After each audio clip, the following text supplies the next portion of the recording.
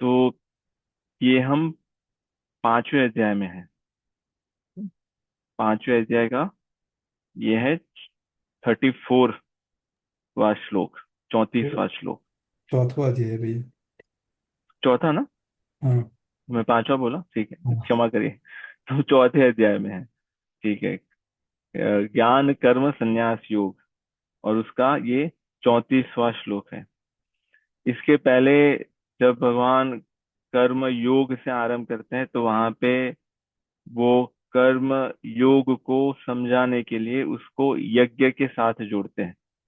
कर्म यज्ञ के रूप में बहुत सारे श्लोक में उसका वर्णन करते हैं। अभी यहाँ पे वो अर्जुन को ये बता रहे हैं कि ज्ञान प्राप्त करने की विधि क्या है, प्रोसेस क्या है, किस प्रकार हमें ज्ञान अर्जित करना चाहिए, हमें सीखना चाहिए। तो यहाँ पे ये बता रहे हैं कि जब हम ज्ञान यज्ञ करते हैं तो उसके बाद फिर हमें तत्व ज्ञान प्राप्त होता है। पर वही ज्ञान यज्ञ या उसके बाद जो मिलेगा, उस यज्ञ के बाद तत्व ज्ञान, उसको प्राप्त कैसे करते हैं। तो इसके पहले अगर ये देखें कि ज्ञान क्या है। ना, ज्ञान हम बहुत बार सुनते हैं और उसको पाने के लिए हम स्कूल कॉलेज इत्यादि सभी जगह पे गए हैं। पर ज्ञान या जिसको हम नॉलेज कहते हैं, वो है क्या? तो इसके लिए अगर हम रामचरितमानस में देखेंगे, रामचरितमानस में उत्तर कांड में जब गरुड़ जी और काकभूषुंडी जी का जो संवाद होता है, तब काकभूषुंडी जी गरुड़ जी को एक बात बताते हैं। जब वो मानस रोगों का निरूपण करते हैं, अलग अलग प्रकार के मानस रोग बताते हैं, उसमें कहते हैं मोह सकल व्याधि के मूला। हमारे जीवन में जितने भी व्याधि है, जितने भी दुख है, जितने भी संकट है, जितने भी शंकाएं है, संशय है, भ्रम है, चिंता है, भय है, उन सभी का जो मूल है, रूट कॉज जो है, वो है मोह। हाँ, अभी मोह क्या है? मोह को ही हमारे शास्त्रों में अज्ञान कहते हैं। वही अविद्या है ना। अज्ञान, अविद्या, मोह, सभी एक ही बात समझनी चाहिए। तो मोह वही अज्ञान है। तो अज्ञान के कारण हमारे जीवन में जितने भी दुख व्याप्त हैं, जितने भी, हाँ, जो हमें अंदर से जला रहे हैं, अंदर से हमें काट रहे हैं, उसका जो कारण है वो है अज्ञान, अविद्या, वही अंधकार है। तो फिर ज्ञान क्या है? ज्ञान है विद्या, ज्ञान है प्रकाश। हाँ? और हमारे सारे दुखों का निराकरण, सभी दुखों का समाधान ज्ञान में है। तो उस ज्ञान की यहाँ पे बात कर रहे हैं। यहाँ पे अर्जुन जी को भगवान श्री कृष्ण ये बता रहे हैं कि अगर किसी को इस ज्ञान की प्राप्ति करनी हो तो कैसे हो सकती है, इस ज्ञान को कैसे प्राप्त किया जाए। तो अगर देखें, वो भगवत गीता में ज्ञान ही दे रहे हैं। पर यहाँ पे लग रहा है कि चौथे अध्याय तक अर्जुन जी जिस प्रकार से सुनना चाहिए, अभी तक उन्होंने वो आरंभ नहीं किया। इसलिए वो ऐसा कह रहे हैं कि आप किसी तत्व ज्ञानी जो है, जो तत्वदर्शी है, उनके पास जाके इस प्रकार इस ज्ञान को अर्जित कर सकते हो। वो ये नहीं कह रहे कि मैं आपको वो ज्ञान दूंगा ना। वो ये नहीं कह रहे कि अगर मेरे से ये ज्ञान तुम्हें लेना है तो तुम्हें ये करने की आवश्यकता पड़ेगी। वो ये नहीं कह रहे, क्योंकि वो देख रहे कि अभी तक अर्जुन जी है, वो उसके लिए तैयार नहीं है। अभी भी वो भगवान श्री कृष्ण को उस दृष्टि से नहीं देख रहे हैं। इसलिए उनके जो प्रश्न हैं अभी तक थोड़े वाद विवाद वाले हैं। तो इसलिए भगवान उनको उस प्रकार कह रहे हैं कि अगर तुम्हें ये ज्ञान चाहिए तो तुम्हें वैसे तत्व ज्ञानी के पास जाना पड़ेगा, और उस प्रकार वो आपको ज्ञान देंगे, है ना। तो कह रहे तत् विद्धि, तत् विद्धि, तत् उस तत्व, है ना, उस, क्योंकि जो जो विषय चल रहा है, इसलिए यहाँ पे उन्होंने जब आरंभ किया तब ज्ञान की बात नहीं की, क्योंकि इसके पहले के जो श्लोक में वही विषय चल रहा था। क्योंकि ये संवाद है ना, ये श्लोकों में संवाद कर रहे हैं, वार्ता कर रहे हैं, बात कर रहे हैं। इसलिए कह रहे हैं कि तत् विद्धि, उसको समझने के लिए, विद्धि उसको पाने के लिए तुम्हें क्या करना पड़ेगा, क्या करना चाहिए। प्रणिपातेन, ना, प्रणिपातेन का एक अर्थ यहाँ पे जो लिया है वो है साष्टांग दंडवत प्रणाम। दूसरा कह रहे परिप्रश्नेन। अभी परिप्रश्नेन का अर्थ भी यहाँ पे लिया है कि प्रश्न पूछना। पर कैसे प्रश्न पूछना, सरलता पूर्वक, और सेवया, और सेवा करना, ना, ये तीन चीजें करने के लिए कह रहे हैं।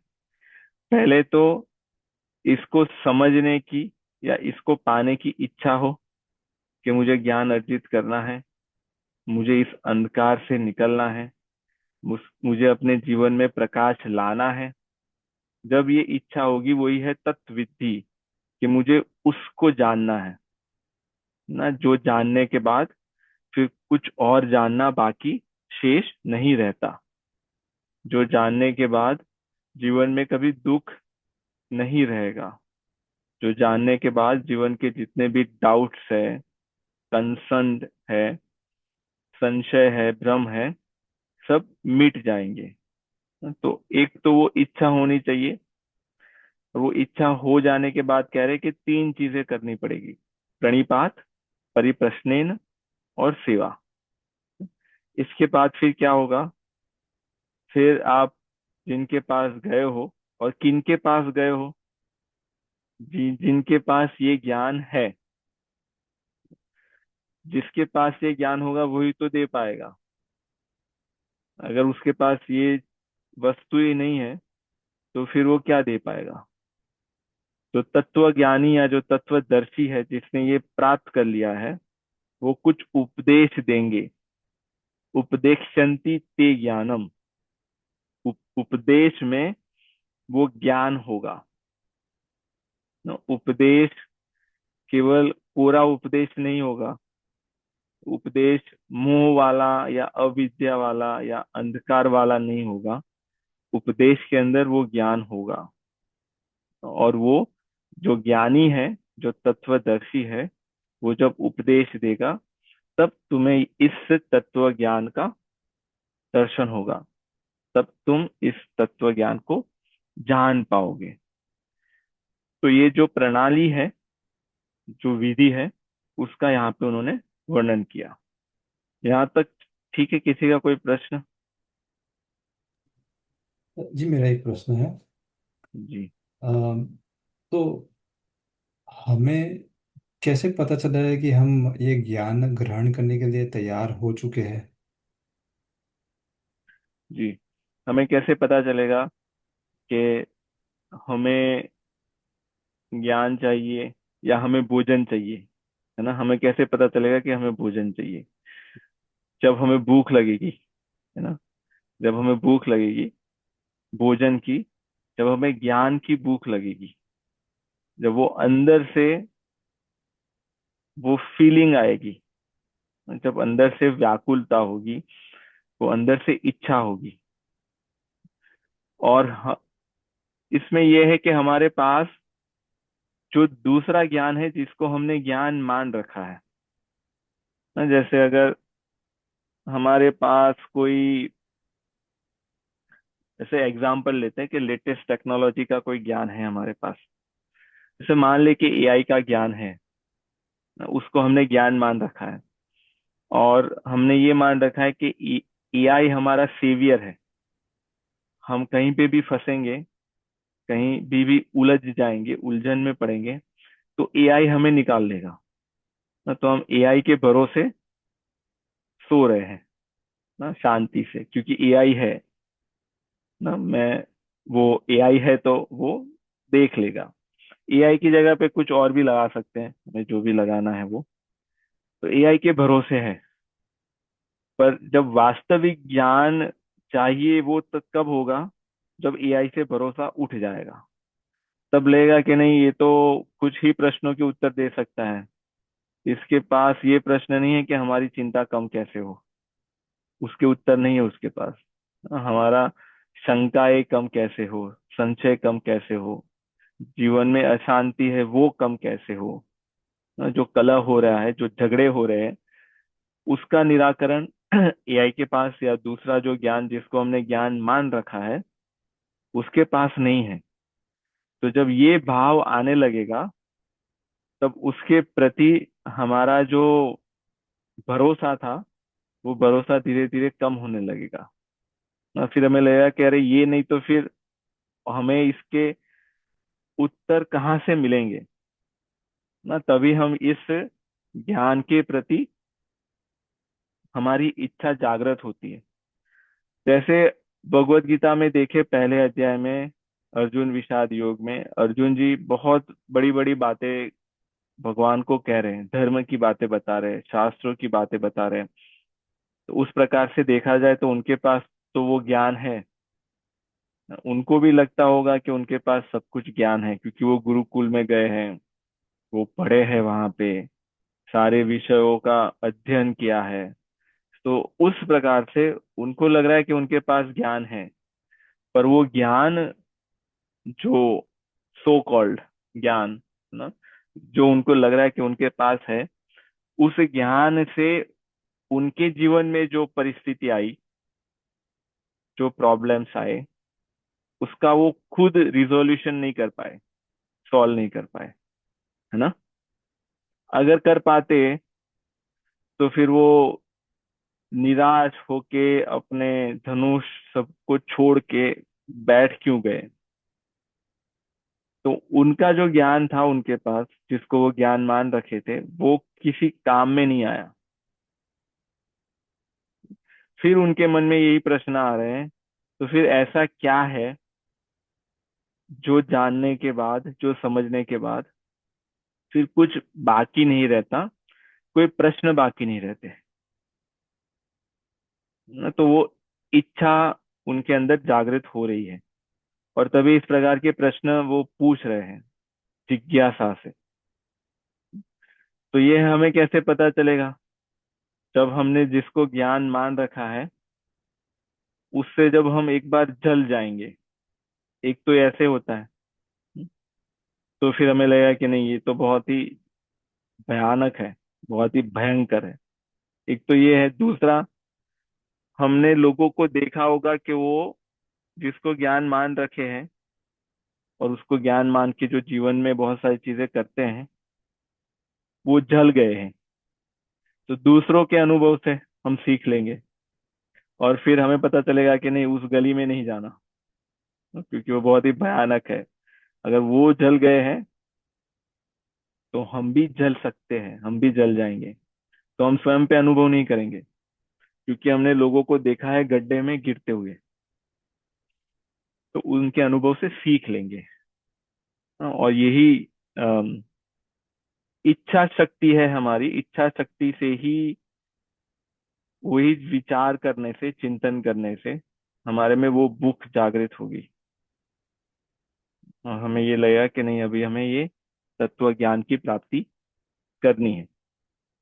ठीक है सपन जी, इस पे कोई आपका परिप्रश्न है? आपका म्यूट है। हाँ, परिप्रश्न है। हाँ, तो मतलब ये हो गई जो ज्ञान पाने के लिए इच्छुक है उसके लिए।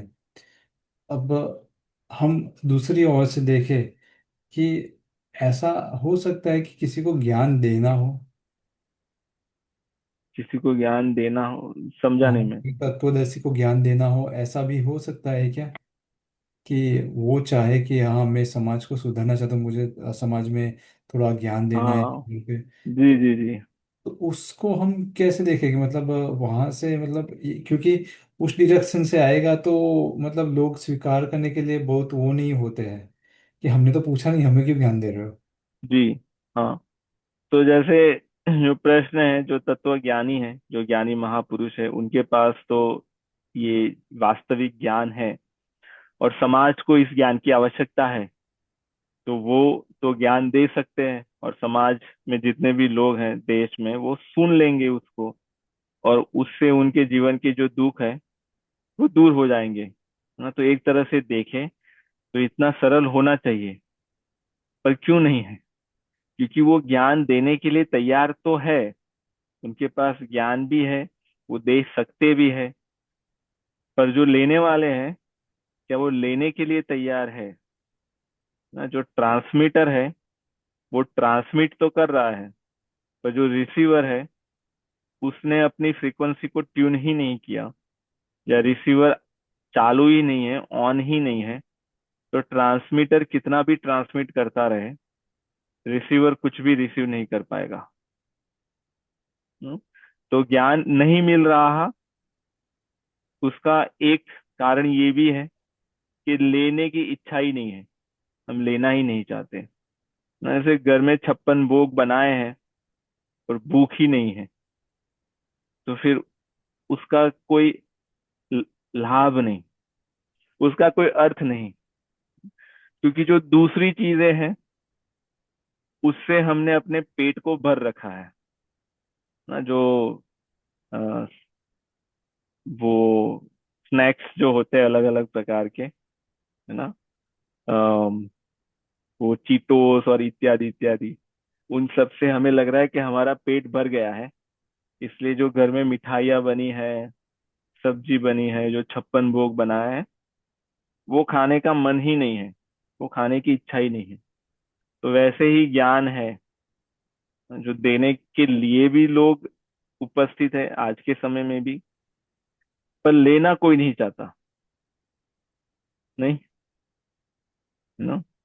और इसके भी बहुत सारे कारण हो सकते हैं कि लेना क्यों नहीं चाहते। पहले तो उनको है कि हमारे पास तो सब कुछ है, हमें हमें सब पता है, आई नो एवरीथिंग, ना। क्यों ऐसा पता है उनको? क्योंकि उनको लगता है, अरे ये तो हम अपने हिसाब से कहीं पे भी, कोई भी जगह से पढ़ सकते हैं, सुन सकते हैं, देख सकते हैं ना। तो हम अपने कंफर्ट के अनुसार, जब हमें समय मिलेगा दिन में, तब हम कहीं पे लगा देंगे, और वो कोई बोलेगा यूट्यूब से या ऐसे दूसरे वीडियो से, और हम सुन लेंगे, और हमें पता चल गया। तो हम जानकारी जो होती है, इंफॉर्मेशन, उसको ही ज्ञान मान लेते हैं। ये आज की सबसे बड़ी मिसअंडरस्टैंडिंग है।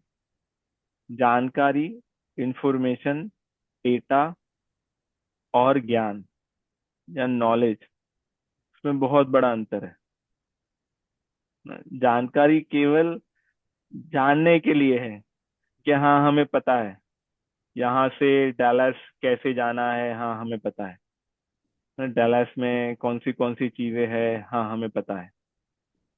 तो ये केवल जानकारी है, तो अगर कभी गए ही नहीं तो उस जानकारी का क्या अर्थ? इसी को कहते हैं कि अम, पोथी पढ़ पढ़ जग मुआ, ना। पंडित भया न कोई, पढ़ पढ़ के, सुन सुन के, पोथियां पढ़ पढ़ के, पुस्तकें पढ़ पढ़ के, और यूट्यूब के वीडियो देख देख के, पॉडकास्ट देख देख के, या फिर ऐसे ही किसी से फेस टू फेस बातें कर करके सब पढ़ लिया ना। पर ये पढ़ने के बाद भी कोई पंडित नहीं बना। क्यों? क्योंकि ये सब जानकारी रही, इस जानकारी का जीवन में उपयोग नहीं हुआ, तो वो केवल रॉ डेटा है, केवल इंफॉर्मेशन है, वो केवल थोथा ज्ञान है ना, केवल थियरिटिकल, सब पता है हमें ना।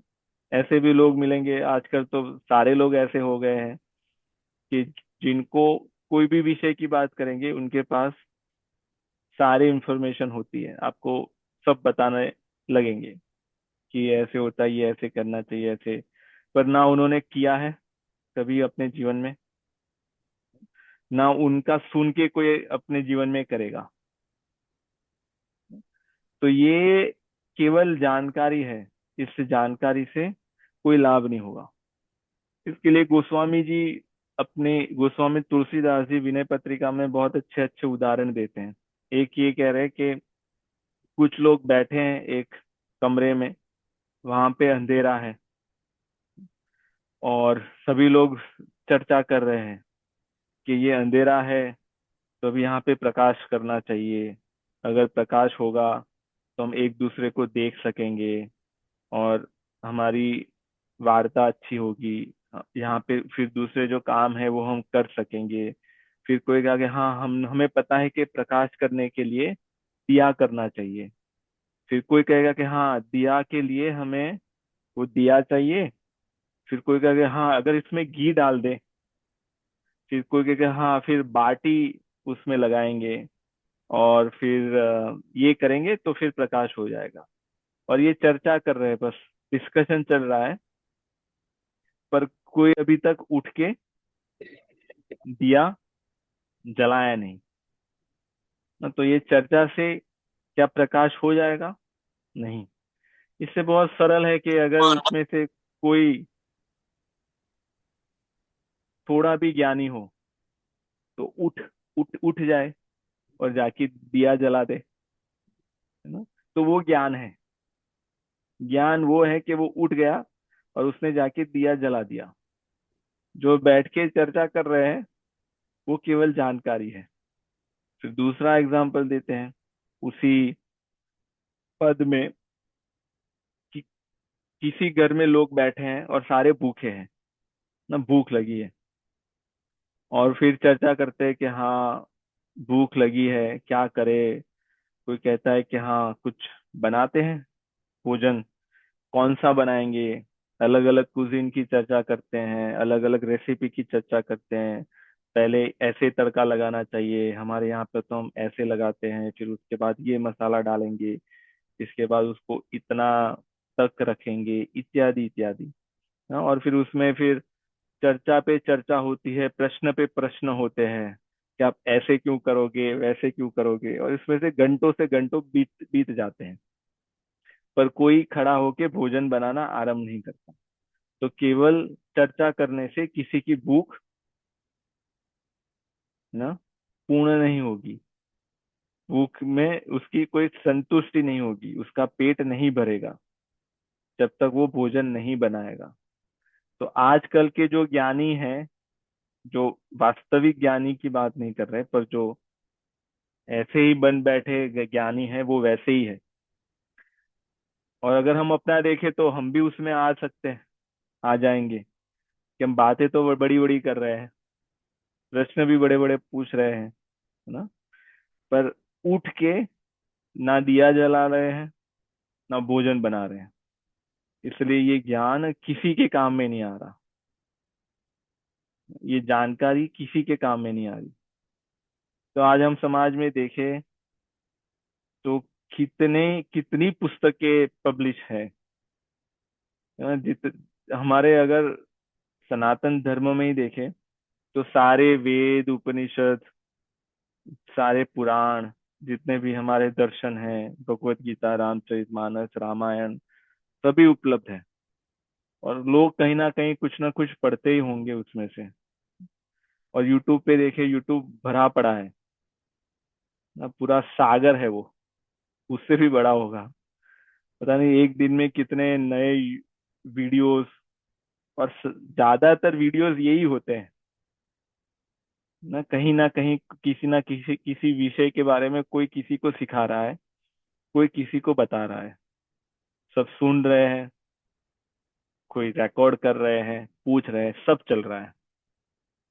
पर इतना सारा जो ज्ञान है, तो उसका असर तो समाज में नहीं दिख रहा, है ना। अगर उसका 1% भी इफेक्ट हो चुका होता अभी तक, तो आज का हमारा जो देश है जहाँ पे हम रहते हैं, या जो पूरा पृथ्वी ग्रह है, वो ठीक हो जाता। केवल 1% लोग ही उसका अगर प्रयोग कर लेते तो। पर हम कहीं ना कहीं वो भूल गए हैं। लोग भूल गए हैं कि ये करने के लिए है ना। हमें सबको ये लगने लगा है कि ये सुनने के लिए है, ये याद रखने के लिए है, और फिर किसी और को बताने के लिए है ना। फिर वो क्या करेंगे, वो किसी और को फॉरवर्ड करेंगे, फिर वो किसी और को फॉरवर्ड करेंगे। तो सभी जगह पे फॉरवर्ड होता होता आपके पास भी आ गया वो पूरा चक्कर लगा के। पर ये जितना भी फॉरवर्ड हुआ, उसमें से बीच में से किसी ने इसका उपयोग नहीं किया। जिसने अगर उपयोग कर लिया, वो तर गया, और दूसरे बस केवल फॉरवर्ड कर रहे हैं, क्योंकि हमें यही लगता है कि बस ये दिखाने के लिए है ना। ये केवल बताने के लिए है, अपने लिए नहीं है, ये दूसरे सभी के लिए है। तो वो ज्ञान नहीं। तो यही आज की सबसे बड़ी समस्या ये है ना? तो ज्ञान और अज्ञानता के बीच में जो अंतर है वो मतलब यही है कि जो हम अप्लाई नहीं कर रहे हैं। और क्या ऐसे बोल सकते हैं, अविद्या, उसको अविद्या बोल सकते हैं, जी अप्लाई नहीं करना। हाँ। वही है कि जो उपयोग नहीं हो रहा किसी भी वस्तु का, तो वो अज्ञान है। और उपयोग हो रहा है, तो वो ज्ञान है। जैसे हम जंगल में गए, दो व्यक्ति थे, है ना, तीन व्यक्ति थे। दो के पास बंदूक थी, एक के पास नहीं थी।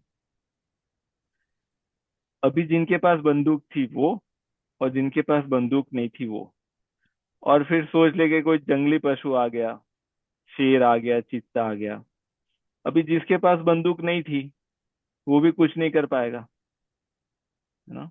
तो उसके पास तो कुछ है ही नहीं, तो वो अविद्या अज्ञान में आएगा, क्योंकि वो अपना बचाव नहीं कर सकता, अपनी रक्षा नहीं कर सकता। अभी जिसके पास बंदूक है, उसने बस टांग के रखी है, वो भी अगर उपयोग नहीं करेगा, तो उसमें और जिसके पास बंदूक नहीं है, उन दोनों में क्या अंतर, है ना। कोई अंतर नहीं। उल्टा जिसके पास बंदूक नहीं है, वो बेहतर पोजीशन में है, क्योंकि उसके पास वो भार नहीं है बंदूक का। वो हल्का है, क्योंकि उसके पास बंदूक नहीं है। तो अगर वो चाहे तो वो बहुत गति से, तेजी से भाग सकता है और अपने आप को बचा सकता है। जिसके पास बंदूक है, चला भी नहीं रहा, और उसका भार ढो रहा है, उसका वहन कर रहा है, तो वो भाग भी नहीं पाएगा ठीक से, क्योंकि बंदूक का वजन होगा, और चला भी नहीं पा रहा ना। तो ऐसे ज्ञान तो बहुत है, या जानकारी जिसको कहे, जानकारी तो बहुत है, पर उसका उपयोग नहीं हो रहा, तो वो भार बन गया, है ना। वो भार बन गया है। वो भार बन गया मतलब, जैसे बंदूक तो दिखती है तो उसका भार दिखता है, ये भार बन गया है अहंकार के रूप में, अभिमान के रूप में। हाँ, यही भार है। जो जितना अहंकार या जितना अभिमान ज्यादा होता है, वही भार है। वो अंदर से भी लगता है, और बाहर जो उनको देखते हैं उनको भी लगता है। हाँ, तो यही भार जो है, इसके कारण फिर वो अपने जीवन में कुछ नहीं कर पाएगा। जी आशीष जी, आप कुछ कुछ प्रश्न आप। जी भैया, एक इसी से प्रश्न था कि हम जो अपनी डे टू डे लाइफ में हैं, तो डेफिनेटली आप जो बता रहे हैं कि जो ज्ञान है उसको डेफिनेटली हम डे वन से अपनी लाइफ में तो नहीं उतार पा रहे हैं। हम सुन रहे हैं, हम ज्वाइन कर रहे हैं, यूट्यूब वीडियो देखते हैं, गोष्ठी कर रहे हैं, सब कर रहे हैं, तो डे वन से हम इसे अपने डे टू डे लाइफ में तो नहीं लेके आ पा रहे हैं। बट वही है कि जैसे कहते हैं ना कि करत करत अभ्यास से जड़पति हो सुजान। तो बार बार उसी चीज का रिपीटिशन अगर हम करते रहते हैं, तो कहीं ना कहीं वो आपकी लाइफ का पार्ट बनता जाता है, या बनता जा भी रहा है। मतलब वो जैसे मैं खुद में अगर देखूं, तो धीरे धीरे वो चेंजेस दिखते हैं, डे वन से नहीं दिख रहे, बट ग्रेजुअली जी दिखते हैं। तो कब आप ये समझेंगे कि ये मेरे ऊपर भार है और मैं अज्ञान ही बना हुआ हूँ, या ये भार नहीं है, मैं धीरे धीरे डे बाय डे इम्प्रोवाइज कर रहा हूँ? वो आप कैसे डिफरेंशिएट कर पाएंगे? जी। वो तब हमें पता चलेगा जब हम हमारे जीवन में जो अंधकार है, जो वर्तमान में जो अंधकार है हमारे अंदर, हमारे अंतःकरण में, जब उसका दर्शन होने लगेगा तब हमें पता चलेगा कि हमारे जीवन में क्या नहीं है, हमारे जीवन में प्रकाश नहीं है। अगर हम ऐसे समाज की कल्पना करें, और शायद हमें पता नहीं पर हमने कहीं देखने में आया था कि इस पे ऐसी कोई मूवी भी बनी है जिसमें सभी लोगों के आंख पे पट्टी बांध दी जाए जन्म से ही, है ना। अगर ऐसा समाज है जिस जैसे ही जन्मते ही आंख पे पट्टी बांध के ही, जैसे गांधारी थी ना, वैसे ही जीवन जीना हो, तो उसको सब सामान्य मान लेंगे कि यही नॉर्मल है। कोई देख ही नहीं पा रहा, सब कुछ अंधेरा है, अंधकार है ना। पर जब उस आंख की पट्टी से थोड़ा थोड़ी जब जगह होगी और थोड़ा प्रकाश आने लगेगा, ये जो स्थिति है, ये जो सिचुएशन है, जब थोड़ा प्रकाश आएगा तब पता चलेगा कि हम अंधकार में थे। नहीं तो अगर पूरा जीवन अंधकार में गया है तो उस अंधकार को ही हम सामान्य मान लेते हैं। पर जब थोड़ा प्रकाश आएगा तब लगेगा कि अरे, ये तो हमें पता ही नहीं था, या ये हम जिस स्थिति में है अभी अंधकार वाली, इससे ये बहुत बेहतर है। तब फिर हमें उसको प्राप्त करने की इच्छा होगी ना। इसलिए अगर हम देखें, बहुत सारे लोग इसी को ही सामान्य मान लेते हैं। इससे क्या होता है कि वो अपनी जो वर्तमान की स्थिति है उसको बदलने का प्रयास नहीं करते, क्योंकि वो यही देखते हैं कि हमारे आसपास में सभी लोग अंधे हैं, हमारे आसपास में सभी ने अपने आंख पे पट्टी बांध रखी है, तो मेजोरिटी जो करता है वही सही होगा, ऐसा उन्होंने मान लिया है। इसके बारे में चिंतन नहीं किया, इसके बारे में अपने आप से प्रश्न नहीं पूछा। यही जब अपने आप से जब प्रश्न पूछते हैं, तब फिर अंदर से वो जब उत्तर आता है कि नहीं, और कुछ है जो हमें नहीं पता, है ना। कोई अंदर से ये प्रश्न नहीं पूछता कि भाई सभी लोग 9 to 5 कर रहे हैं तो हम भी 9 to 5 करेंगे, सभी लोग ऐसी गाड़ी में जा रहे हैं तो हम भी ऐसी गाड़ी में जा रहे हैं, तो हम we are just going with the flow, क्योंकि मेजोरिटी जो कर रहे हैं वो सही ही होगा, ऐसा हमने मान लिया है ना। सभी लोग ये कर रहे हैं, ये देखने जा रहे हैं, ये खा रहे हैं, ये पहन रहे हैं, तो सभी लोग यही करेंगे। पर जो एक जन होता है बहुत सारे में से, जैसे शास्त्रों में भी कहते हैं कि जो हजारों लाखों करोड़ों लोग होते हैं उसमें से एक जन होता है जिसके अंदर ज्ञान प्राप्त करने की पिपासा जागृत होती है, जो सोचता है, जो प्रश्न पूछता है कि ये क्यों करना है, सभी लोग कर रहे हैं पर मुझे क्यों करना है। वो अपने आप से प्रश्न पूछता है। वो करोड़ों में से एक ही होता है जो वो ज्ञान प्राप्ति की इच्छा प्राप्त अंदर जागृत होती है, और उसमें से भी बहुत सारों में से भी एक जो होता है उस ज्ञान को प्राप्त कर पाता है। तो ये बहुत ही एक्सक्लूसिव है ये मार्ग। सरल यही है ना, जो सरल जो दिख रहा है, और जो सरल ही है जिसमें कुछ नहीं करना है, जब जो सब जो कर रहे हैं उसके पीछे पीछे चलना है। और ज्यादातर अगर आज समाज में देखें तो वही हो रहा है। अभी दूसरा जो आपका जो था कि जो परिवर्तन आ रहा है वो धीरे धीरे आ रहा है, या कहीं कहीं दिखता है कि नहीं आ रहा, उसी के लिए यहाँ पे बता रहे हैं कि उसको पाने की जो विधि है, जो प्रोसेस है, वो ये है कि प्रणिपात। प्रणिपात का अर्थ ये नहीं, केवल ये नहीं, प्रणिपात का अर्थ ये भी है कि जिससे ज्ञान प्राप्त कर रहे हैं उनको जाके पहले साष्टांग दंडवत प्रणाम करें। क्योंकि ये जो भगवान कह रहे हैं यहाँ पे, वो गुरुकुल में जैसे ज्ञान प्राप्त करते थे, गुरुकुल में जैसे शिष्य जा रहे हैं और गुरु बैठे हैं वहां पे, संत बैठे हैं, तो उनको पहले साष्टांग दंडवत प्रणाम करेंगे, और उसके बाद अपनी जो जिज्ञासा है उनसे व्यक्त करेंगे, प्रश्न पूछेंगे। और फिर उसके अलावा जो दूसरी सेवा है वो करेंगे। जो आश्रम में रहते हैं गुरुकुल में, तो वहां पे भोजन बनाना है, लकड़ियां काट के लानी है, पानी लाना है इत्यादि, तो वो सारी सेवा हो गई। केवल वहां पे प्रश्न उत्तर नहीं हो रहा, सेवा भी हो रही है। पर उसका केवल अर्थ वो ही नहीं। प्रणिपात का अर्थ ये है कि हम जहां से भी ज्ञान प्राप्त कर रहे हैं, जैसे हम भगवत गीता से ज्ञान प्राप्त कर रहे हैं, तो भगवत गीता का स्थान जो है वो हमसे ऊपर होना चाहिए। हमारी दृष्टि में भगवत गीता हमसे बहुत ऊंच ऊंची रखनी चाहिए, तभी हम उनसे कुछ प्राप्त कर पाएंगे। है ना, जैसे अगर पानी की टंकी ऊपर है और अगर हम नीचे हैं, तभी तो उसमें से पानी आएगा। ना, अगर पानी की टंकी नीचे है और हम ऊपर हैं, तो बहुत प्रयास करना पड़ेगा, बहुत मेहनत करके उसमें से पानी निकालना पड़ेगा। ना, तो ये ज्ञान प्राप्त करने की जो प्रणाली है, जिससे भी ज्ञान प्राप्त कर रहे हैं, उसका स्थान हमारे मन में ऊंचा हो, उसके प्रति सम्मान का भाव हो। ना, तभी इसका जो प्रभाव है वो ज्यादा होगा।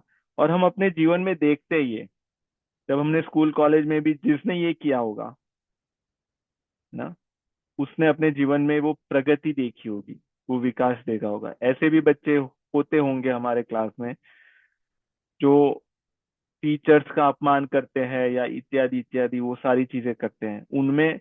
और जो अ, विनय विनम्रता से जो बैठते हैं, क्योंकि विद्या विनय ददामी, दूसरा ये भी है।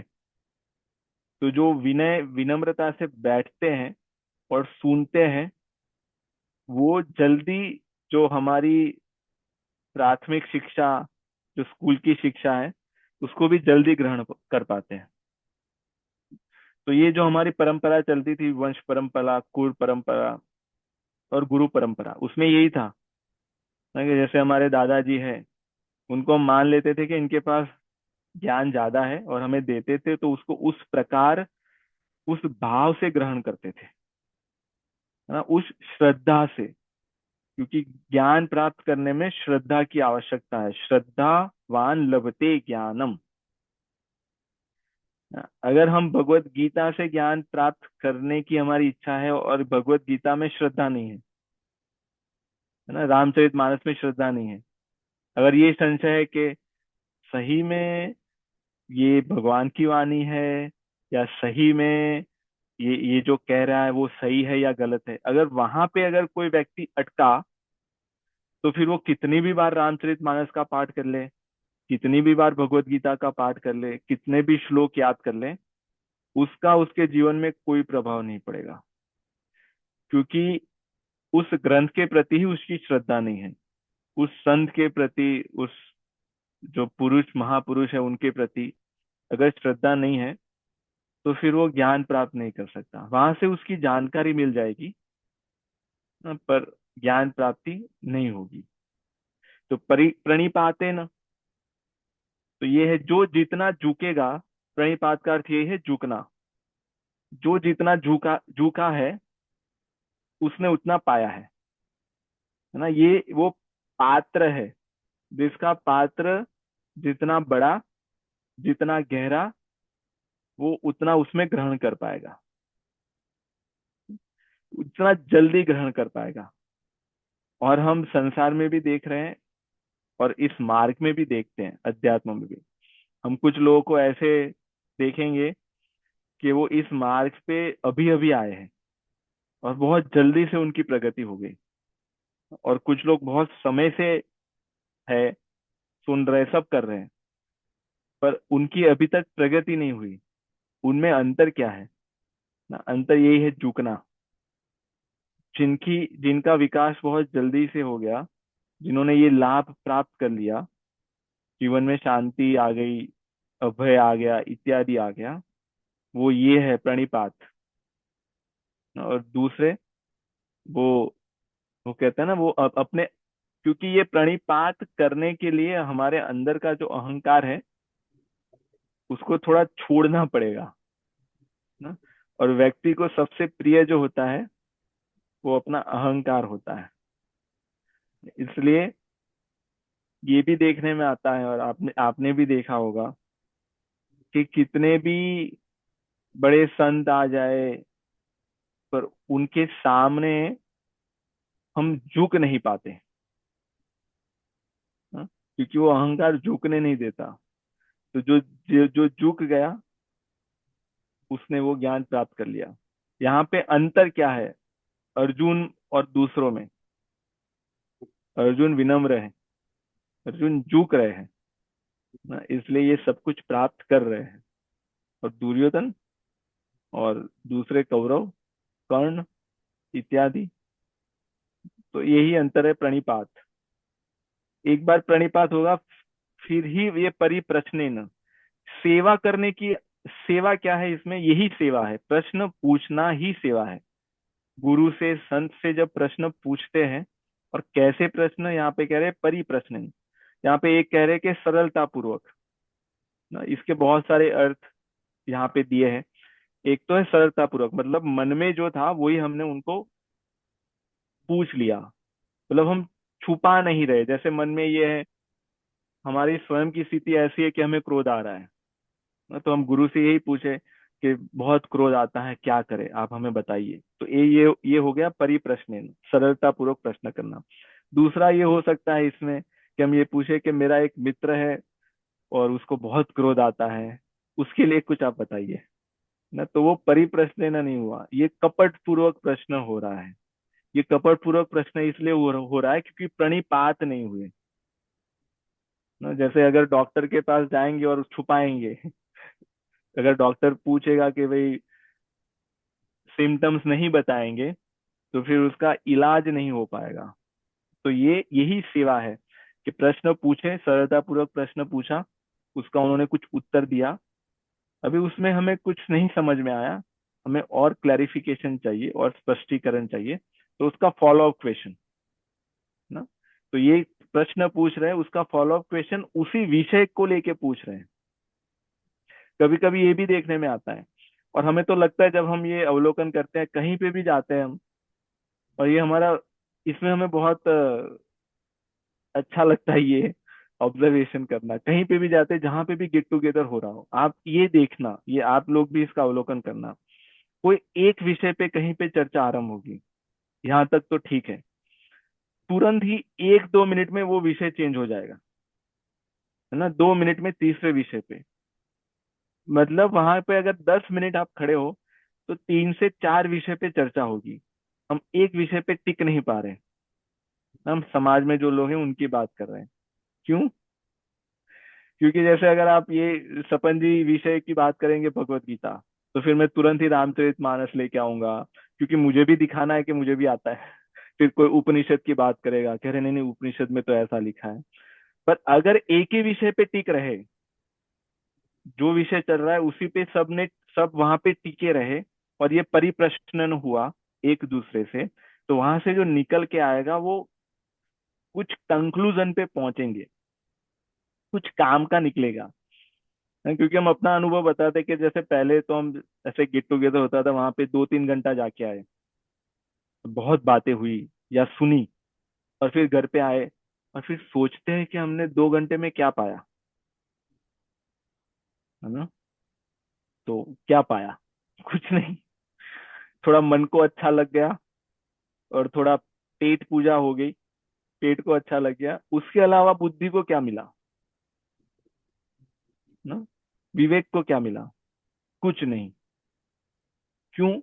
क्योंकि हमें ये, जो हमारी जो कला है, ये यही परिप्रश्न वाली, है ना, वही हमें, ये हम ये भूल गए हैं कि how to make a conversation, है ना, बहुत ही सरल कला है ये हम बात करना भूल गए हैं ना। तो हाँ, आपका प्रश्न बहुत अच्छा है आशीष जी। तो इसमें यहाँ पे जो कह रहे हैं, इसका अगर हम ध्यान रखेंगे कि पहले तो हमारे अंदर वो पिपासा हो ना, कि हमें ये ज्ञान प्राप्त करना है, अध्यात्म ज्ञान प्राप्त करना है, इस मार्ग पे चलना है। और उसके बाद प्रणिपात, परिप्रश्न और सेवया, सेवा का दूसरा ये भी होता है कि जैसे अगर हम किसी गुरु या संत आचार्य के पास गए और उन्होंने हमें कुछ कहा, हमने कुछ पूछा होगा कि जैसे हमारा क्रोध कम कैसे हो, और उन्होंने कहा कि क्रोध कम करने के लिए ये करना चाहिए। उन्होंने जो कहा वो अगर हम किए तो वो उनकी सेवा हो गई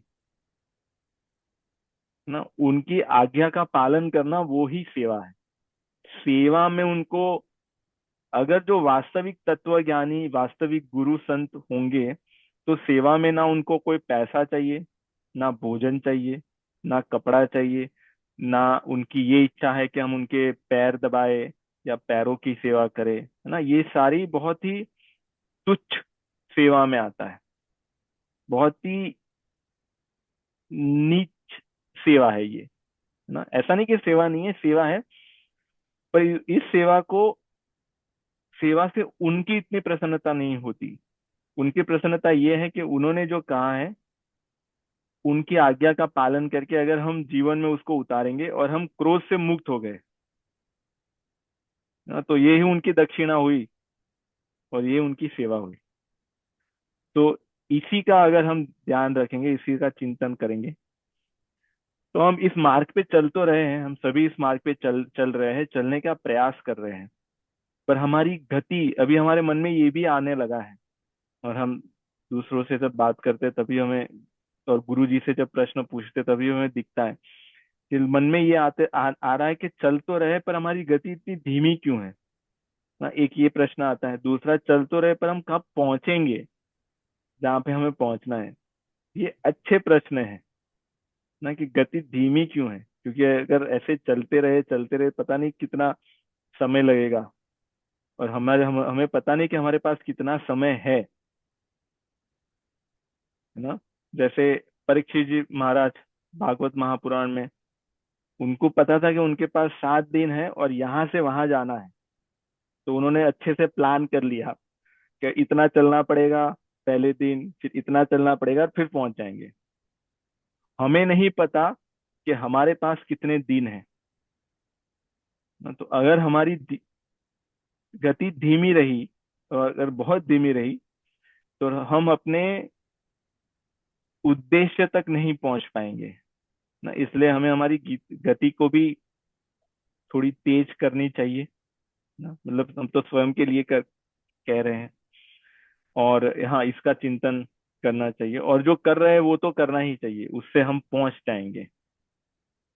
हाँ, पर हमारी अभी ये लालसा होने लगे कि हमें जल्दी पहुंचना है ना। जैसे जो मूवी होती है, अगर उसका 3 से 6 का शो है, और जो मूवी के रसिक है ना, तो वो जल्दी पहुंचने का सोचते हैं कि नहीं, हम 2 बजे पहुंच जाए, 2:30 बजे पहुंच जाए, पहुंच के वो अच्छी सीट ले ले ना, तो वो मूवी का बहुत अच्छे से आनंद आएगा। ऐसे ही हम जिस उद्देश्य के लिए निकले हैं, जिस उद्देश्य के लिए ये सब कर रहे हैं, उस उद्देश्य की प्राप्ति अगर हमारी जितनी जल्दी हो जाएगी, उसके बाद फिर जीवन का आनंद ले पाएंगे, है ना। क्योंकि अभी तो चल रहे हैं, अभी जो जितना आनंद मिल रहा है उससे बहुत बड़े आनंद की बात कर रहे हैं ना। वो सुख राशि है, आनंद सिंधु है, तो वैसे, हाँ, पर हमें, हाँ, चलना चाहिए, चलते रहना चाहिए। ठीक है आशीष जी, आपका जी भैया। संतुष्टि हुई। जी जी। ठीक। जी सपन जी।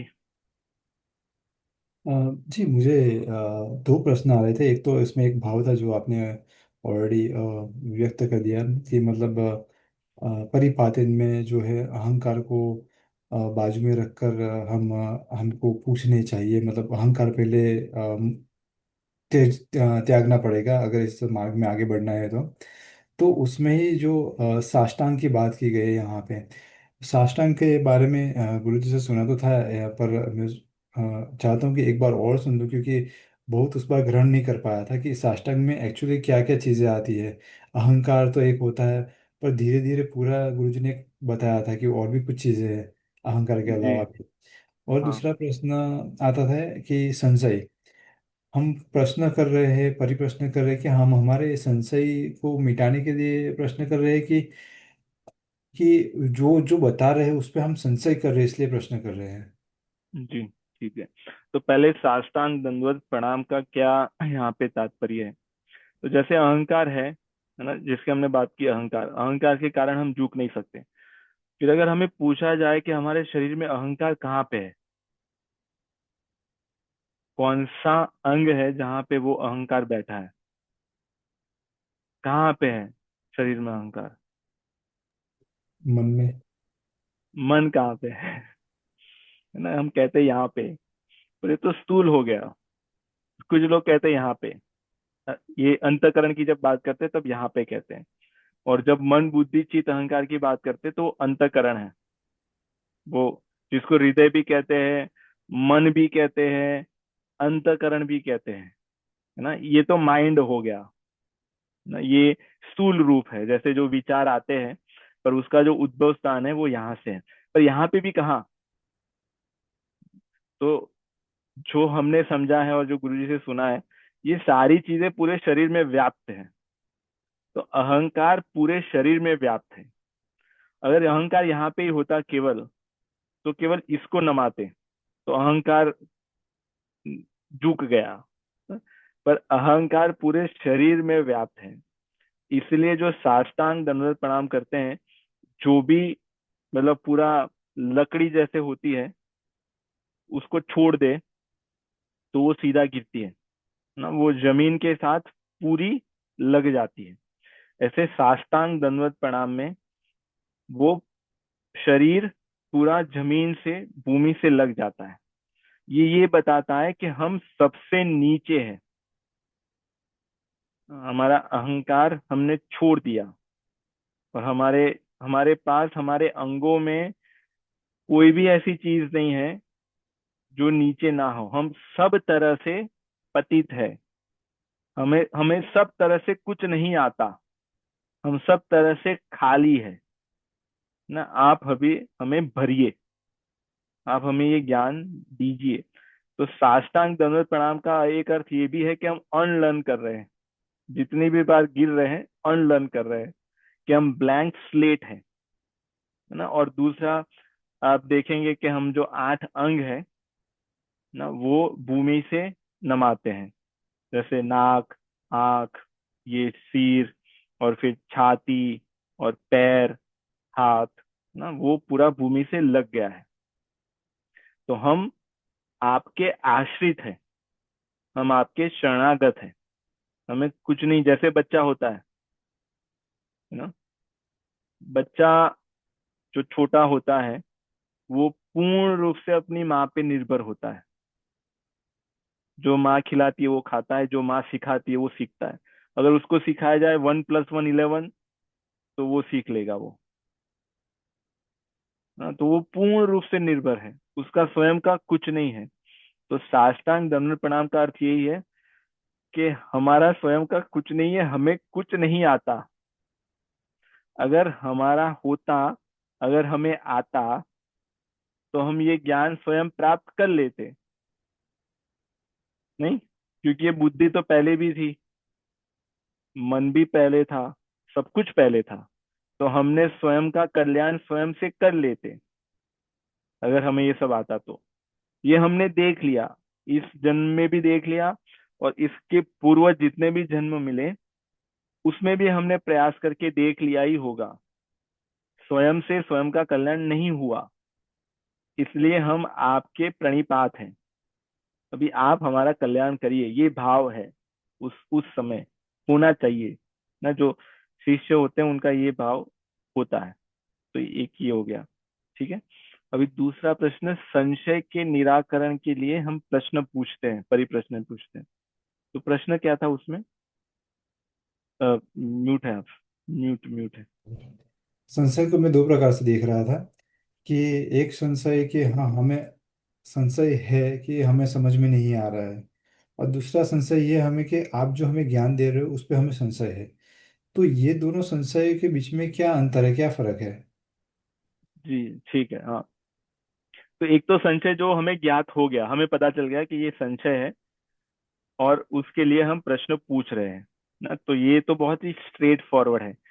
दूसरा, वो जो बता रहे हैं हमारी जो मान्यता है या हमारी जो आग्रह, जो मान्यताएं हैं, उसके साथ मेल नहीं खा रहा है ना।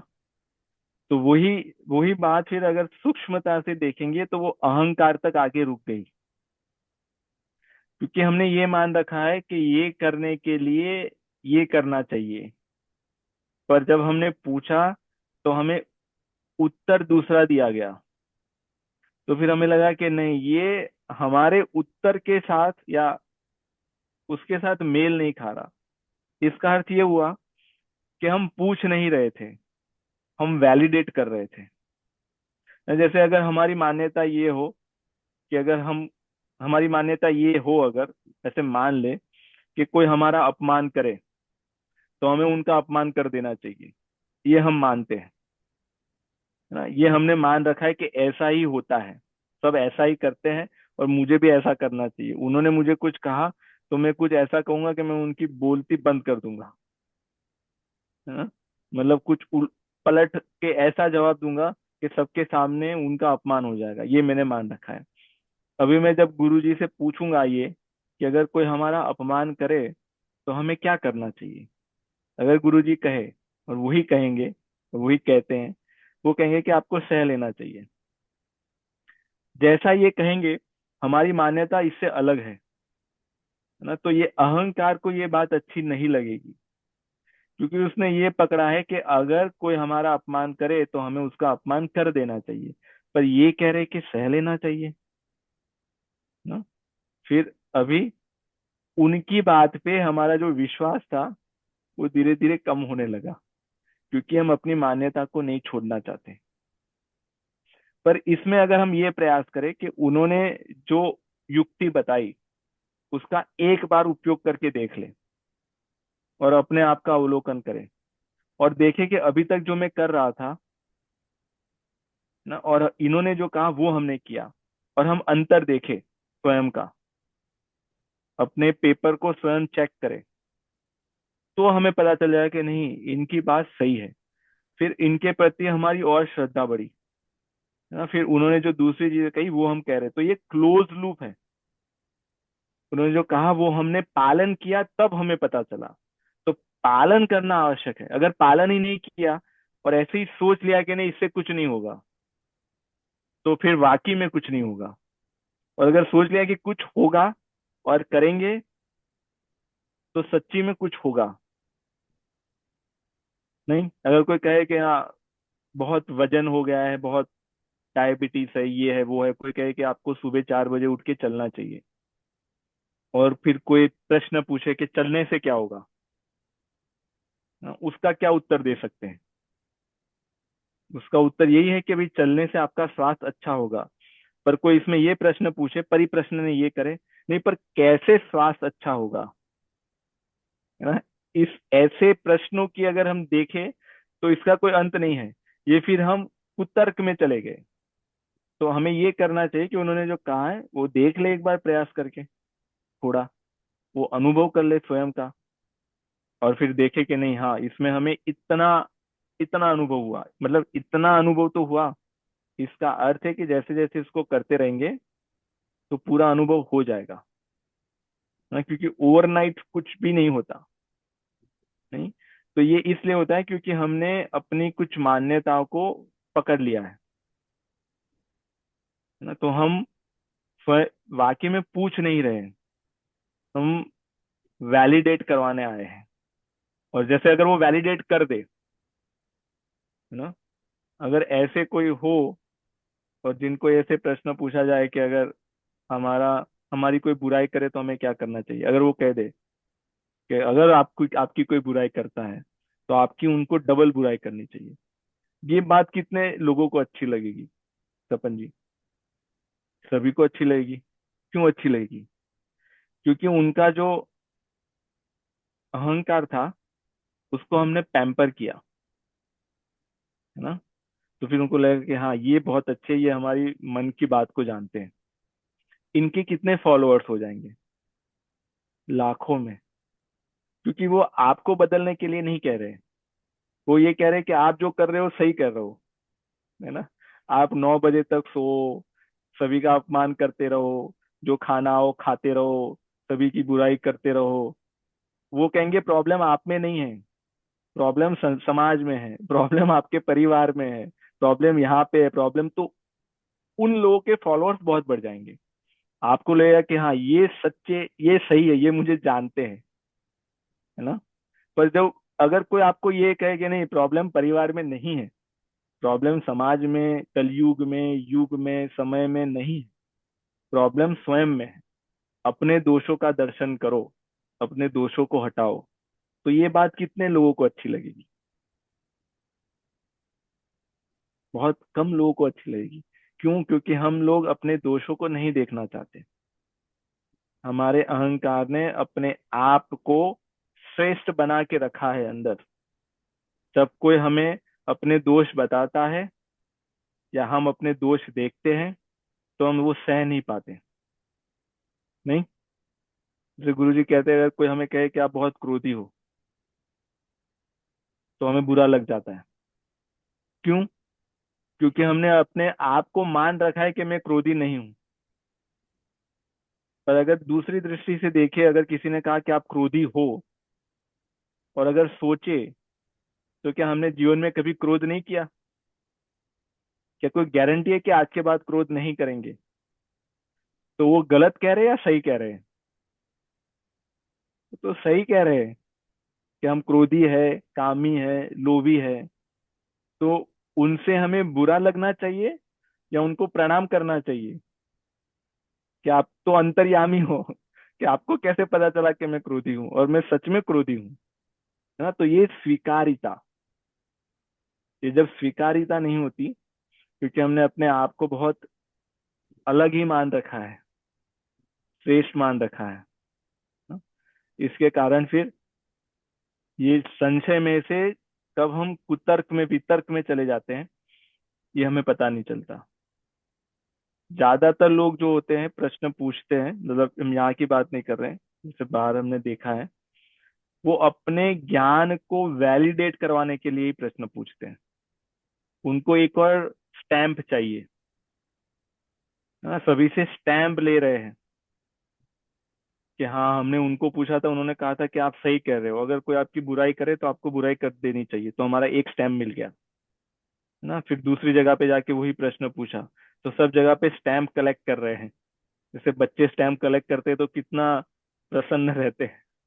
तो ये हमारा अहंकार ये सभी जगह से स्टैंप ले रहा है, तो इसलिए अहंकार हमारा पुष्ट हो रहा है और बलवान हो रहा है और स्ट्रांग हो रहा है ना। ये हमें पतन की ओर ले जा रहा है, पर वो पता नहीं चलता, है ना। और उसके विरुद्ध कोई आगे अगर कहेगा कि नहीं जो आप कह रहे हो कर रहे हो वो गलत कर रहे हो, आपको ये छोड़ना चाहिए, ये अच्छा नहीं लगता, है ना?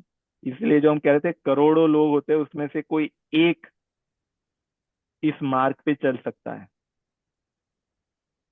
क्योंकि ये मार्ग पे यही है कि स्वयं के दोषों को देखना है, दूसरे के गुणों को देखना है, दूसरे लोगों में बहुत सारे गुण हैं वो देखना है, स्वयं के दोषों को देखना है। और ये करोड़ों में से कोई एक ही कर सकता है ना। उल्टा बहुत होता है कि स्वयं के गुणों को देखेंगे, देख ही रहे हैं, और दूसरे के दोषों को देखेंगे, इनके कारण ये ऐसे है वो ऐसे, इत्यादि हम आपको सब पता है ना। तो इसलिए करोड़ों में से एक ही होता है जो अपने आप को सुधारने के लिए इस मार्ग पे चलता है ना। जी। जी। अ, और एक और प्रश्न आ रहा है यहाँ पे जो लिखा है, ज्ञानी न ज्ञानम उपदेक्षन्ति। तो महापुरुष और जो तत्वदर्शी है उनकी बात कर रहे हैं, पर हमें मतलब, क्योंकि आजकल ऐसा भी होता है कि तत्वदर्शी के पीछे मतलब आडंबर भी छुपा रहता है। क्योंकि आई थिंक मेरा जो भाव है यहाँ पे है, तो वो एक अगर देखे तो वो आचरण की और भी जी होता है, जी। क्योंकि कभी कभी लगता है कि आचरण पर्दे पे कुछ और होता है और बिहाइंड द सीन कुछ और होता है। तो ऐसे जो आडंबरी तत्वदर्शी है उनको कैसे पहचाने तो फिर? वो जैसे आपने कहा, उनके आचरण से, उनके व्यवहार से, है पर ना। वो जो अपने सामने अच्छा आचरण कर रहे हैं और बिहाइंड द सीन हमें पता नहीं कि उनका क्या चल रहा है आचरण। तो कभी कभी ऐसा होता है कि हाँ, टीवी वगैरह में बहुत सारी जगह पे अच्छे अच्छे अच्छे दिखते हैं, हम तो उनके पास नहीं पहुंच पाते हैं। तो क्या करेंगे उस विषय में? हाँ। इसलिए अभी आजकल ये सारी समस्या हो गई। पहले जो होता था कि पहले जो गुरु बनाते थे या गुरु शिष्य बनाते थे, है ना, दोनों चीजें हैं। शिष्य गुरु को चुनते थे और गुरु भी शिष्य को चुन रहा है। ऐसा नहीं कि हमें आप शिष्य बना लीजिए और गुरु ने कहा कि आ जाइए, नहीं, वो भी देखेगा कि ये शिष्य सही में बनने लायक है, और शिष्य भी देखेंगे कि ये गुरु में वो ज्ञान है जो हमें चाहिए। तो दो तरह से वो होता था। अभी आजकल के समय में स्क्रीन से हो रहा है, तो स्क्रीन से क्या चेक कर पाएंगे, है ना। और आजकल के समय में देखा देखी से होता है कि ये जो संत हैं उनके 5 मिलियन फॉलोअर्स हैं, तो बस यही उनकी योग्यता है कि उनके 5 मिलियन फॉलोअर्स हैं। और हमने यही मान लिया कि इनके 5 मिलियन फॉलोअर्स है तो ये बहुत अच्छे ही होंगे। हो सकता है कि अच्छे ही हो, ऐसा नहीं कि नहीं, जिनके फॉलोअर्स बहुत है वो अच्छे वास्तविक संत नहीं होते, ऐसा नहीं, है ना। पर उसमें दूसरे प्रकार के भी हो जाते हैं। तो केवल फॉलोअर से कैसे दिख रहे हैं, कितने यंग है, कितने एजेड है, उनके बालों के कलर कौन से है, कौन से प्रकार के कपड़े पहने हैं, कैसा तिलक करते हैं, कैसी माला पहनते हैं, धोती पहनते हैं कि पैंट पहनते हैं, इनसे गुरु का आंकलन नहीं लगा सकते, है ना। ये सब बाहर की बातें हैं जिससे हो सकता है कि हम अपने आप को भ्रम में डाल दें। नहीं, अगर ऐसा ही है तो आप देखिए, सभी के पास सब कुछ उपलब्ध है, हम में से कोई भी बन सकता है। वैसे तिलक भी लगा सकते हैं, सब कुछ कर सकते हैं, मेकअप कर लेंगे और सब कर लेते हैं, है ना। और फिर हमारे पास सारे मार्केटिंग, एडवर्टाइजमेंट और अच्छे अच्छे कैमरे और ऑडियो सर्विसेज सब अवेलेबल है। उन सब का उपयोग करके किसी को प्रमोट कर ले ना। और अभी तो फॉलोअर्स, जो सब्सक्राइबर्स है, उसको भी बाय कर सकते हैं। उसको भी बाय कर ले। 1 मिलियन उसको बाय कर लिया, उसको देख के दूसरे लोग आएंगे कि अरे इनके 1 मिलियन है। तो ना वीडियो देखेंगे ना उनके बारे में कुछ उनको जानने का प्रयास करेंगे, बस वो आंखों पे पट्टी बांधिए वैसे चलते रहेंगे। तो बहुत ही सरल है किसी को भी उस प्रकार से बिठा देना, है ना। पर उससे ना जो बैठे हैं उनका कल्याण हो रहा है, ना जो सुन रहे हैं उनका कल्याण हो रहा है। इसीलिए वास्तव में अगर जो गुरु या संत है वो ऐसे होने चाहिए जिनसे हम बात कर सके, जिनसे मिल सके, तभी तो हमें पता चलेगा इनका आचरण कैसा है। अगर उनका आचरण नहीं होगा ठीक, और ज्ञान बहुत अच्छा अच्छा दे रहे हैं, ब्रह्म की बातें कर रहे हैं और माया ब्रह्म इत्यादि सब कुछ तत्व की बातें कर रहे हैं, पर जब तक उनका आचरण ठीक नहीं होगा, वो हमारे जीवन में कोई परिवर्तन नहीं लाएगा। पर जब हम उनको देखेंगे, उनसे बात करेंगे, उनसे मिलेंगे, उनके दर्शन करेंगे और मिलते रहेंगे, तब पता चलेगा कि ये कुछ ऐसा नहीं था कि वो केवल एक दिन के लिए था, टेम्पररी था। वो सदैव वैसे ही है, सदैव उनका आचरण श्रेष्ठ है। क्योंकि जो कह रहे हैं क्या वो उनके स्वयं के आचरण में है, यही तो ज्ञान है। और वो ज्ञान अगर उनके पास है तो उस ज्ञान से हमें फायदा होगा, है ना। पर आजकल जो लोग या जो हम करते हैं, देखा देखी करते हैं, है ना। कोई आ गए और फिर उनको हमने गुरु मान लिया और उनके 10 15 20 लाख फॉलोअर्स है, तो हम उनसे कब बात कर पाएंगे, हमारे संशय कब पूछ पाएंगे, हमारे प्रश्नों के उत्तर कब मिलेंगे, उनका आचरण कब देख पाएंगे, है ना। तो ये फिर वो वैसी ही बातें रह जाएगी कि बस हमारा एनरोलमेंट हो गया है उस स्कूल में, कभी पता नहीं है कि वो स्कूल में क्या पढ़ाते हैं, क्या करना है क्या नहीं करना, बस एडमिशन हो गया है। तो केवल एडमिशन से कुछ नहीं होगा, कि होगा, उसके बाद पढ़ना पड़ेगा, परीक्षा देनी पड़ेगी, मेहनत करनी पड़ेगी, तभी होगा।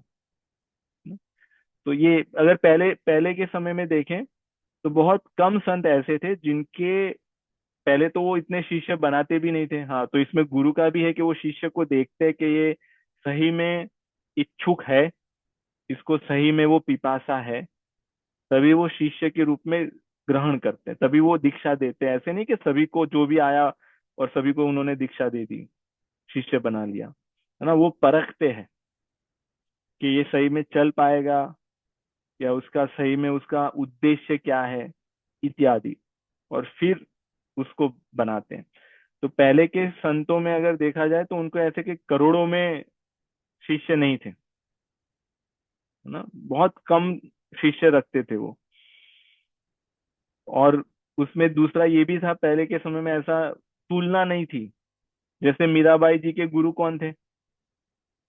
रहीदास जी, है ना। रहीदास जी के समय पे कबीरदास जी भी थे, और उनके समय पे जो दूसरे अनंतानंद जी और दूसरे जो महान संत थे, रामानंदाचार्य जी के जो शिष्य, सभी उपस्थित थे। पर जब मीराबाई जी ने रहीदास जी को अपना गुरु बनाया, तो उन्होंने ऐसे तुलना नहीं की कि कबीरदास जी का नाम तो इनसे ज्यादा है, तो मैं कबीरदास जी को भी क्यों ना बना लूं, है ना।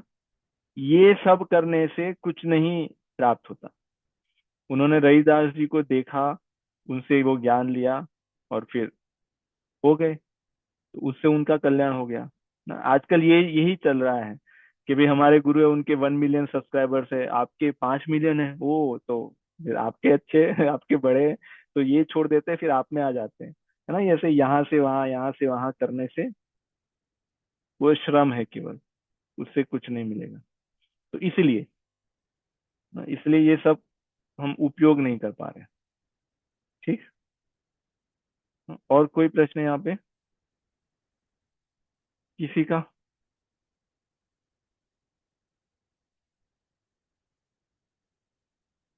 बहुत शांति है। तो वो उपदेश देंगे। दूसरा यहाँ पे ये भी बात आई कि उपदेश भी हमें अच्छा नहीं लगता, है ना। ये कहते हैं अरे प्रवचन देने आरंभ, ज्ञान देना, अभी तो ये टीवी ने और मूवी ने इस बात को इतना वो बना दिया है। अ, जैसे मूवी में या सीरियल्स में कोई अगर कोई अच्छी बात बताने आरंभ करता है तो कहते हैं अभी ज्ञान मत दो, है ना। इस वाक्य को बहुत ही नेगेटिवली यूज किया जा रहा है। तो यही है। और इससे फिर जो लोग प्रभावित होते हैं, वो फिर ना उपदेश सुनना चाहते हैं, ना किसी का प्रवचन सुनना चाहते हैं, या फिर ज्ञान लेना चाहते हैं, तो फिर चाहते ही नहीं है वो। तो फिर वो अपने मन में जो आता है, या जो दूसरे इन्फ्लुएंसर्स हैं, जो उनके अहंकार को पैम्पर करते रहते हैं, उनको फॉलो करते रहते हैं वो। फिर वो अपना एक टोली बन गई उनकी, और फिर उनका चलता रहता है। जी। आप कुछ कह रहे हैं अमृतानंद जी? नहीं नहीं, गलती से सबमिट हो गया था। ठीक है। जी कविता जी। अ, नमस्ते जिगर भाई। जी जी, राम राम। सॉरी, मैं एक्चुअली 2 महीना थोड़ा गेस्ट थे तो मैं अटेंड नहीं कर पाई, बट मैं जी मिस कर रही थी सब लेक्चर, और मैं ट्राई करूंगी कि रिकॉर्डिंग सुनने का ये सब। जी जी जी। मेरा भी ये प्रश्न है कि मतलब अभी जो टॉपिक चल रहा था इसके रिलेटेड नहीं है, बट जो पहले हम लोग गुरु के बारे में आप बात कर रहे थे ना, जी तो अगर ऐसा सिचुएशन है कि कोई गुरु के साथ हम लोग जुड़े हुए हैं, बट अभी मतलब स्टार्टिंग से जब गुरु की भी ये शुरुआत हुई अध्यात्म के मीन्स ये नॉलेज देने की, तो अ, ले- मतलब तब से हम लोग जुड़े हुए हैं, बट अभी अभी ऐसे लगता है कि ये मतलब लाइफ कोच की मैं बात कर रही हूँ कि वो लाइफ कोच अभी ऐसे लगता है कि मतलब पैसे के लिए अभी ये कर रहे हैं, मीन्स ऐसे पैसे के पीछे बहुत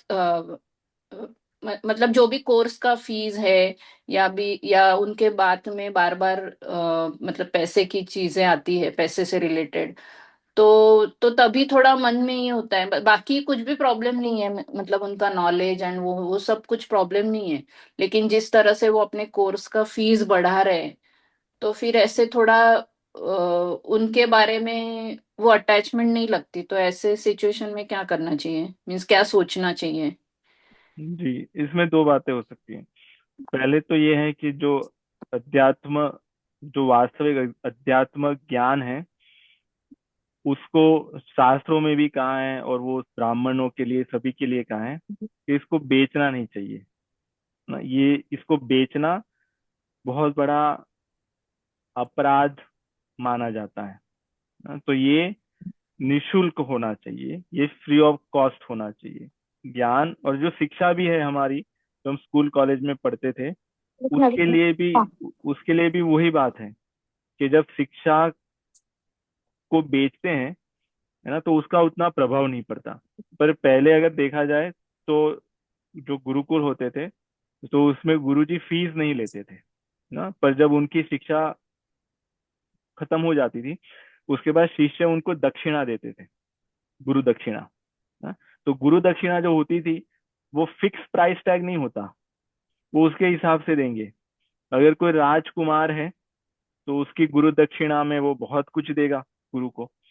और कोई बेचारा सामान्य परिवार से आया है, तो वो गुरु जी को धान देगा, गेहूं देगा, चावल देगा। हाँ, जिसकी जितनी सामर्थ्य होती थी उतना वो देते थे। अभी आजकल तो ये सारी विधि रही नहीं। आजकल ये हो रहा है कि अभी वो जो ले रहे हैं, जो भी फीस या इत्यादि, उसके पीछे अच्छा कारण ये भी हो सकता है ना। ऐसा नहीं कि ले रहे हैं तो गलती होगा। अच्छा ये भी हो सकता है कि उसका उपयोग करके वो समाज की सेवा में लगाते हो, ये भी हो सकता है। ये भी हो सकता है कि वो सब कुछ ले रहे हैं पर वो स्वयं के लिए ना ले रहे हो, उसका वो अपने जीवन को और एंजॉयमेंट के लिए उपयोग ना कर रहे हो। वो जो समाज में जो पिछड़े लोग हैं, जिनके पास शिक्षा नहीं है, भोजन नहीं है, उनके लिए उपयोग कर रहे हो ना। तो एक ये भी हो सकता है। अ, और दूसरा ये भी हो सकता है कि इसको जो शास्त्र मना कर रहे हैं, उसके प्रकार से वो कर रहे हैं ना। तो अभी हमें हमें क्या करना चाहिए? क्योंकि हम तो जान तो नहीं पाएंगे, जानने के लिए तो उनके साथ रहना पड़ेगा, उनके साथ समय व्यतीत करना हम्म। पड़ेगा, है ना। तब उनका देखना पड़ेगा, उनका लाइफस्टाइल कैसा है, ये कहाँ जा रहा है। ये तो बहुत ही मुश्किल है ये करना। तो हमें कैसे पता चलेगा? तो ये हमें यही पता चलेगा, हम भगवान से प्रार्थना करें। क्यों? वही हमें जो सद्बुद्धि देंगे, अंदर अंदर से जो विवेक उत्पन्न होगा, उससे ही हमें पता चलेगा कि ये जो हम कर रहे हैं वो सही दिशा में जा रहा है या नहीं। दूसरा, जो वास्तव में गुरु होता है, वो गुरु ऐसा नहीं कि वो शरीर है ना। जैसे अगर हमने कबीरदास जी को गुरु माना, ठीक है, और कबीरदास जी का ऐसा शरीर था, तो ऐसा नहीं कि आज के समय में वो उसी शरीर में आएंगे। गुरु का अर्थ है वो सिद्धांत। जैसे कबीरदास जी के जो सिद्धांत थे, हमने उनको गुरु माना, मतलब उनके सिद्धांत हमें अच्छे लगने लगे, उनका जो ज्ञान है उससे हमारे जीवन में परिवर्तन आने लगा, इसलिए हमने उनको गुरु माना। तो वो कबीरदास जी किसी और के शरीर में भी प्रकट होके हमें वो ज्ञान दे सकते हैं ना। ये वो ऑफिस जैसा है ना। जैसे जो गवर्नमेंट होती है वो तो बदलती रहती है, पर सरकार तो हम एक ही कहते हैं कि भाई ये भारत सरकार है। पर प्राइम मिनिस्टर तो बदल गया, प्रेसिडेंट तो बदल गया, पर भारत सरकार वही रहती है। तो ऐसे गुरु शरीर से नहीं, जैसे हमने जिनको भी गुरु माना हो, वो किसी और के शरीर में भी वही ज्ञान हमें दे सकते हैं ना। तो उस प्रकार से हमें देखना चाहिए। और अभी आजकल तो बहुत ही डुप्लीकेट का जमाना है, और डुप्लीकेट इतने अच्छे से परोसा जा रहा है कि वो रियल से डुप्लीकेट ज्यादा रियल लगता है ना। हम्म। हाँ, और जो डुप्लीकेट सोने की दुकानें होती है, वहां पे बहुत भीड़ होती है, नहीं। और जो रियल सोना जहाँ पे मिलता है या डायमंड मिलता है, वहां पे लोग बहुत कम होते हैं। तो बराबर। ये बहुत सारी चीजें हैं, ये तो बहुत बड़ा है। इसमें इसमें ये भी देखना चाहिए कि जैसे जैसे हमें कैसे पता चलेगा कि इस पेड़ के जो फल है वो मीठे हैं। क्योंकि एक पेड़ पे तो बहुत सारे फल होते हैं ना। अगर उस पेड़ में से एक भी फल मीठा नहीं है तो वो पेड़ अच्छा है या बुरा? बुरा। बुरा, हाँ। क्योंकि प्रॉब्लम फल में नहीं है, प्रॉब्लम वो उस पेड़ में है। हो सकता है कि उस पेड़ में कुछ फल ऐसे हो जो सड़ गए हो सकता है। और हम्म। उसमें से कुछ तो फल ऐसे हो जो मीठे हो, है ना। कुछ तो उनके शिष्य ऐसे हो जो अपने जीवन में आचरण करते हो, ये सब अपने जीवन में उतारते हो ना। तो इस उदाहरण से भी हम समझ सकते हैं कि जो रूट में जाएगा वही तो फ्रूट को मिलेगा। पर कुछ फ्रूट हो सकते हैं कि अपने हिसाब से कीड़े लग गए हो, सड़ गए हो। पर अगर सारे सड़ गए हैं तब तो फिर वो कुछ और समस्या उसमें हो सकती है ना? तो ये हम्म। आपका जो प्रश्न है बहुत ही बड़ा चिंतन का विषय है। हाँ, तो मतलब इसमें मतलब आप जो बोल रहे हैं कि मतलब बहुत सारे लोग उनके कोर्स में जुड़ जुड़ रहे हैं, लेकिन ऐसे मुझे लगता है कि हर महीने वो जो कोर्स का फीस बढ़ा रहे हैं, ऐसा लगता है कि इतना क्या, मतलब उनका इतना ऐसा क्या है इन्वेस्टमेंट कि उनको ऐसे फीस बढ़ाना पड़ रहा है। और दूसरा, मतलब ये मैंने खुद भी उनको मैसेज डाला था। उन्होंने बिजनेस पॉइंट ऑफ व्यू इसका आंसर दिया, बट मुझे वो पता नहीं, मेरे मन में वो बार बार आ रहा है। तो आपने जैसे बताया ना कि गुरु को हमेशा ऊपर रखना चाहिए, तो मैं वो वैसा नहीं कर पा रही हूँ। तो फिर वो मेरे माइंड में कंफ्यूजन घूमता है, मीन्स हमेशा ऐसे होता है। जी। हाँ और आपने बोला कि सब अभी आजकल तो सभी लाइफ कोच है, वो तो कोर्स का फीस लेते ही है ना, तो कोई तो कुछ भी चीज तो फ्री है नहीं अभी। जी। और कभी कभी ये भी होता है कि अगर फ्री है तो लोगों को लगेगा कि ये ठीक नहीं होगा, है हाँ, ना। सही बात है। हाँ, तो अगर हम भी फी लेने लगे तो फिर हो सकता है कि बहुत सारे लोग आ जाए। हाँ। पर वो होगा नहीं, क्योंकि हमारे गुरुजी ने पहले से ही मना किया है उसके बारे में। तो यही यही बात है, यही यही कलयुग का प्रभाव है अपना अपना। तो हाँ, हाँ, हाँ। यही है सब, हाँ। पर अपने विवेक को उपयोग करें, क्योंकि विवेक सबको दिया है ना, तो उससे हमें पता चलेगा। ठीक है। ओके, तो यहाँ थैंक पे, यू। जी हाँ, जी, राम राम। अभी यहाँ पे ही विराम लेते हैं, इसके बाद फिर जो दूसरा सेशन है वो आरंभ होगा। ठीक है। अमृतानंद जी, थैंक यू। आपका प्रश्न फिर बाद में लेंगे। ठीक है, राम राम। जी हाँ, चलिए, राम राम। राम राम।